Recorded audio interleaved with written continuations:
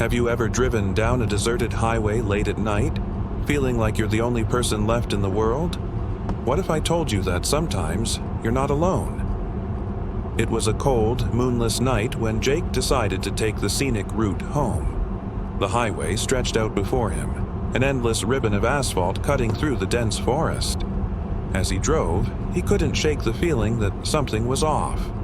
The radio crackled with static, and his headlights seemed to barely pierce the darkness. Jake had always been a night owl, but tonight felt different. The usual comfort of solitude was replaced by an unsettling silence. He glanced at the clock. 2:13 a.m. The road was empty, not a single car in sight. Just as he was about to dismiss his unease, he saw it. A figure standing by the side of the road, barely visible in the dim light. Curiosity got the better of him. He slowed down, squinting to get a better look. The figure didn't move, didn't signal for help. It just stood there, watching. Jake's heart pounded in his chest as he debated whether to stop. He rolled down his window slightly, calling out, "Hey, do you need help?" No response. He inched closer, the figure still motionless.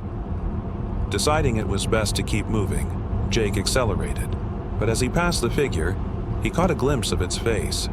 Pale, expressionless, and eyes that seemed to follow him. He shivered, trying to shake off the image. But a few miles down the road, he saw it again. The same figure standing by the roadside, staring. Jake's mind raced. How could it be the same person? He hadn't seen any cars, no turnoffs, nothing. Panic set in. He pressed harder on the gas, the engine roaring as he sped down the highway. But no matter how fast he went, the figure appeared again and again, each time closer to the road, each time more menacing. Desperation took over. Jake's knuckles turned white as he gripped the steering wheel, his eyes darting between the road and the rearview mirror. Suddenly, his car sputtered and slowed, out of gas. He cursed under his breath, pulling over to the side. The figure was nowhere in sight. He breathed a sigh of relief, but it was short-lived. A tap on his window made him jump. He turned slowly, and there it was, the figure, inches away, its eyes boring into his soul. Jake's scream echoed through the night as the figure's hand reached for the door handle, and then everything went black.